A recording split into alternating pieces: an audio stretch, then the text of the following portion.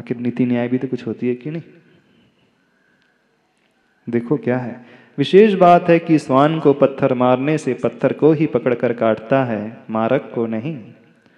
परंतु सिंह विवेक से काम लेता है, सही कारण की ओर ही सदा दृष्टि जाती है सिंह की। सही कारण को पकड़ने की कोशिश करो जीवन में। जब तक हम सही कारण को नहीं पकड़ेंगे, हमारी प्रवृत्ति बिल्कुल श्वान की भांति मानी जाएगी। छोटे छोटे से निमित्त पे टूटने की जो प्रवृत्ति है बिल्कुल ऐसी ही है। उस व्यक्ति को दोष देने की प्रवृत्ति बिल्कुल ऐसी ही है। हम क्यों नहीं अपने कर्म को याद करते हैं कि मेरे ही अशुभ कर्म का उदय है, इस कारण ऐसा घटित हो रहा है। ये बहुत गहरा संदेश है, पूरा समय सार का संदेश इसमें छिपा हुआ है, छोटी मोटी चीज नहीं है। अध्ययन करो हमारी वृत्ति कैसी है, हम सिंह वृत्ति वाले हैं कि श्वान वृत्ति वाले हैं। ये पूरा कर्म सिद्धांत छिपा है इसमें। जिंदगी को अच्छे तरीके से जीने का इसमें सही समाधान छिपा है। आनंद के क्षणों से सही जीने का, अपने आप को उस तनाव से, टेंशन से बचाने का समाधान आचार्य भगवान दे रहे हैं इसमें। यानी हम उस मूल कारण को पकड़ने की कोशिश करें जो हमारे जीवन में उस प्रतिकूलता को लेकर के आ रहा है, जिसे हम देख नहीं पा रहे हैं। क्योंकि गोली चलाने वाला बहुत दूर होता है। जब सिंह पर गोली चलाई जाती है ना बंदूक से, बहुत दूर से वो फायर करता है, फिर भी सिंह उस गोली को नहीं, कहाँ से गोली आ रही वहां देखता है। आप कहाँ देखोगे महाराज जी? गोली के उदाहरण में तो हम गोली वाले को ही पकड़ेंगे, लेकिन जीवन के उदाहरण में तो हम पत्थर को पकड़ लेंगे। ऐसे ही सिंह विवेक से काम लेता है, सही कारण की ओर ही सदा दृष्टि जाती है सिंह की। मारक के ऊपर मार करता है वह। श्वान सभ्यता संस्कृति की इसीलिए निंदा होती है, इसीलिए उसकी निंदा होती है कि वह अपनी जाति को देखकर धरती खोदता गुर्राता है। सिंह अपनी जाति में मिलकर जीता है, राजा की वृत्ति ऐसी ही होती है, होना ही चाहिए। श्वान जो है अपनी जाति के जीव को देख करके, कुत्ता कुत्ते को देख करके गुर्राता, भौंकता है। अपनी जाति से ही वह वैर करता है, उसको खदेड़ देता है। और सिंह अपनी जाति वाले के साथ मिलकर के जीता है। राजा की वृत्ति ऐसी ही होती है और ऐसा होना ही चाहिए। आप अपने वालों को देख करके गुर्राते हो कि उसके साथ मिलकर के रहते हो। हाँ? अपने वालों को देख करके श्वानवत गुर्राए थे कि मिलकर के रहते हैं। थोड़ा सा सोचो क्या करते हो। कोई कोई श्वान पागल भी हुआ करते हैं और वह जिसे काटते हैं वह भी पागल हो, श्वान सम भौंकता हुआ नियम से कुछ ही दिनों में मरता है। परंतु कभी भी यह नहीं सुना कि सिंह पागल हुआ हो। श्वान पागल भी हो जाते हैं और किसी को काट ले तो वो पागल हो जाता है। श्वान जाति का एक और अति निंद कर्म है कि जब क्षुधा से पीड़ित हो, खाद्य नहीं मिलने से ही मल पर भी मुंह मारता है वह, और जब मल भी नहीं मिलता तो अपनी संतान को ही खा जाता है। किंतु सुनो, भूख मिटाने हेतु सिंह विष्ठा का सेवन नहीं करता है, नहीं अपने सद्य जात शिशु का भक्षण। समझ रहे हो कि नहीं समझ रहे हो? क्या बात है इसमें कह रहे हैं।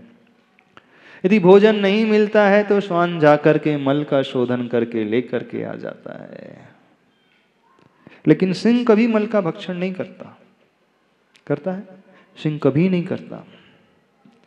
यदि अपने योग्य भोजन नहीं है तो उसे नहीं करेगा, लेकिन श्वान योग्य अयोग्य की पहचान कर को छोड़ करके अयोग्य को भी भक्षण कर लेता है। आप क्या करते हो महाराज जी? हम भी खा लेते हैं, जो मिला सो खा लेते हैं। कोई भक्ष अभक्ष का विवेक ही नहीं है हमें, है? जो नहीं खाना चाहिए तो वो भी खा लेते हो कि नहीं खा लेते हो? बताओ हमें। हाँ महाराज जी, हम मल थोड़ी खाते हैं। हाँ, आप मल सहित वो शरीर ही खा जाते हो। नहीं, पूरा जो अभक्ष है वो जीवों का कलेवर है वो भी खा जाते हो। नहीं खा जाते हो? मिला है जानते हो, नॉनवेज है वो भी खा जाते हो। खा जाता है कि नहीं व्यक्ति? क्या प्रवृत्ति है? हमें ये बताइए, आपकी प्रवृत्ति उस सिंह की भांति है कि श्वान की भांति है? किस भांति जी रहे हो? विचार करो, इस प्रवृत्ति को समझने की कोशिश करो। ये प्रवृत्ति बहुत महत्वपूर्ण प्रवृत्ति है।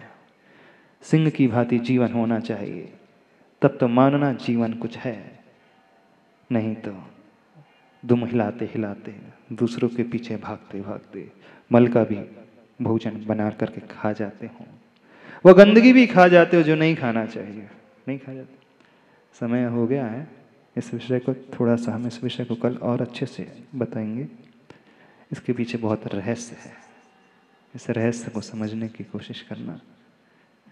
देखो आचार्य भगवान ने जो श्वान और सिंह का उदाहरण दिया है, जो चित्र बनाया है शिल्पी ने, उस कुंभकार ने, उस घड़े के ऊपर, वो शिक्षा क्या देने जा रहा है, उस शिक्षा को समझने की कोशिश करो। ये विषय हमें देना भी था, कल मौका मिलेगा, कल बहुत अच्छा विषय देंगे आपको, खासकर महिला वर्ग और पुरुष वर्ग को। जो महिला है, सॉरी, जो श्वान अपने बच्चे को खा जाता है, उस विषय को आपको देना है। वैसे यहाँ पे कोई भी महिला ऐसी नहीं होगी अपने बच्चे को खाती होगी, नहीं ना? कल हम बताएंगे। जावाणी के ज्ञान से सुझे लोकालोक, सो वाणी मस्तक धर्म सदा दे तुम तो। हे जिणवाणी भारती तो ही जपो दिन रैन, जो तेरा शरणागहे सो पावे सुख चैन। यह मुखमाटी महाकाव्य, पेज नंबर 171। श्वान जाति और शिव जाति, सिंह जाति का वर्णन चल रहा है। वह कुंभकार जब कुंभ को बना रहा था, कुछ पंक्तियों को वह लिख रहा था, कुछ चित्रों का वह अंकन कर रहा था।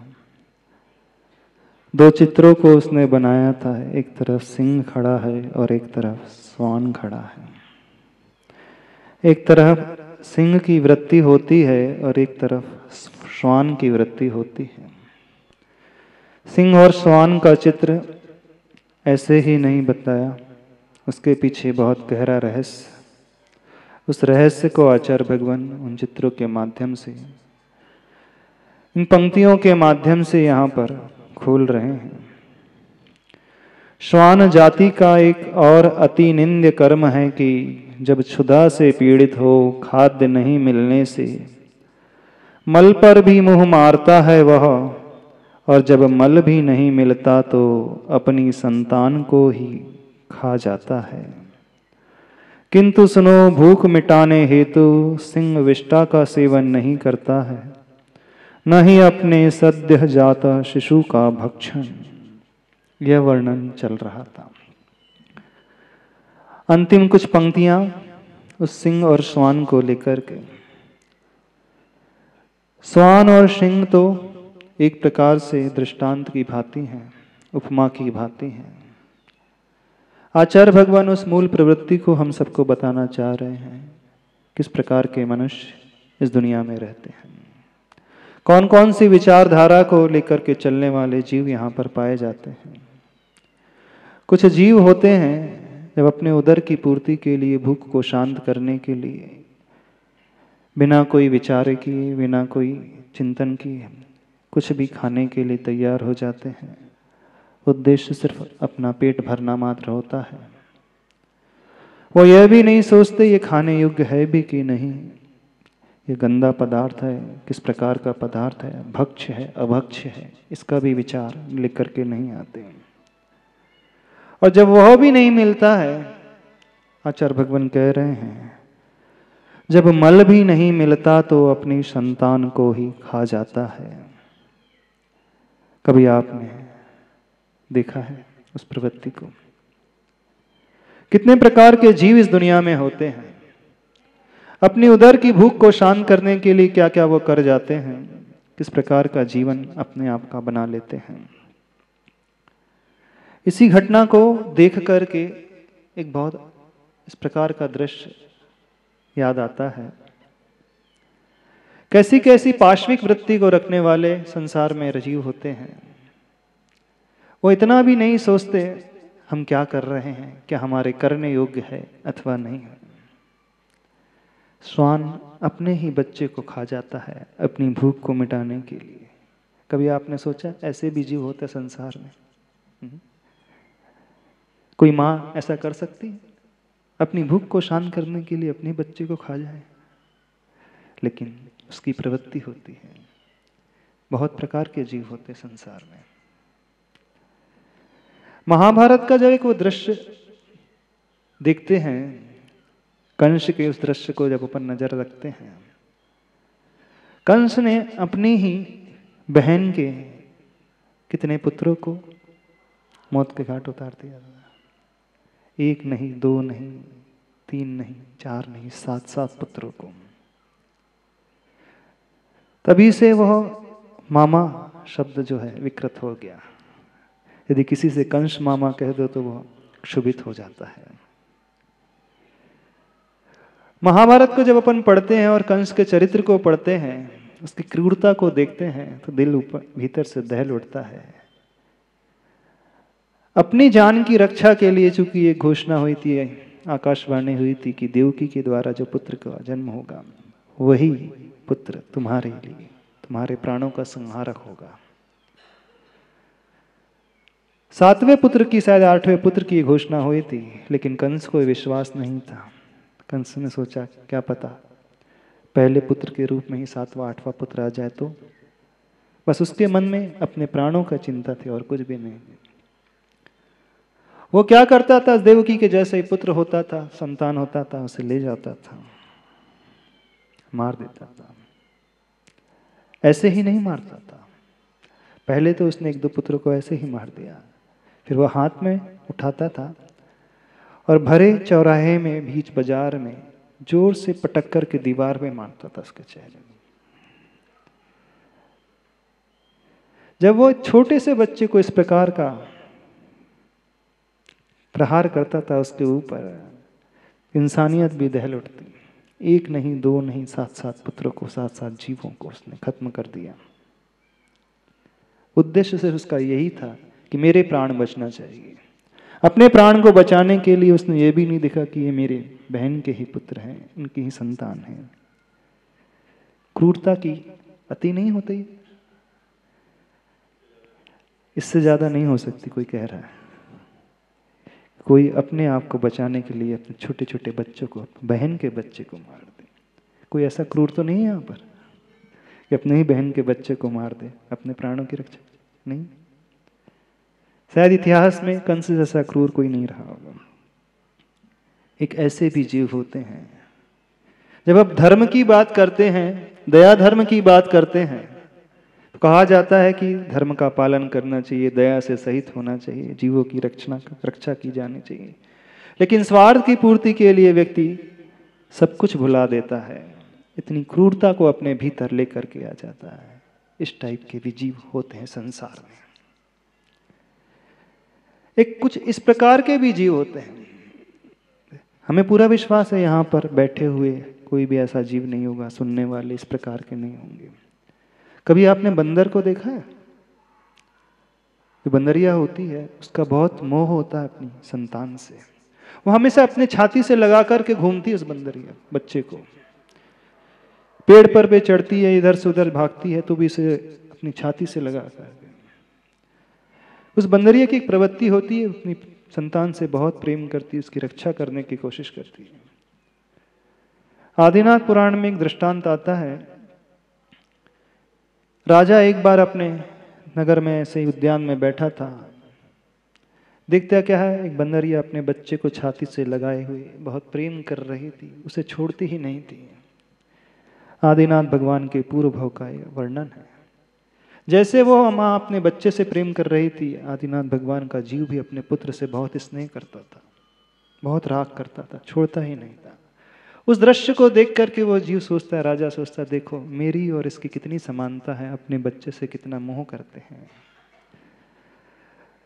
अचानक वो जिस पात्र में थे, जिसमें वो बंदरिया थी और उसका बच्चा था, उसमें पानी भरने लगता है और पानी ऊपर ऊपर आने लगता है। तो बंदरिया क्या करती है, अपने बच्चे को अपने कंधे पे बैठा लेती है ताकि उसकी रक्षा हो सके। पानी और उस ड्रम में भरना शुरू होता, पात्र में भरना शुरू होता है, उसके गर्दन तक आता है तो और सिर पे बैठा लेती है, चूंकि बहुत मोह था। फिर एक स्टेज के पश्चात जब पानी और भी बढ़ना शुरू होता है तो जानते हो क्या करती है वह बंदरिया? उस बच्चे को नीचे रखती है, खुद उसके ऊपर खड़ी हो जाती है।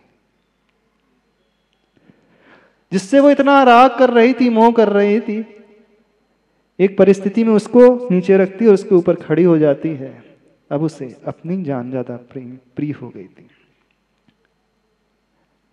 वो भी मां थी, उसने पूरा मोह रखा उसके प्रति, पूरी केयर की, लेकिन एक परिस्थिति ऐसी आई, वो अपने केयर करना ज्यादा उसने उचित समझा और छोटे बच्चे को भी छोड़ दिया।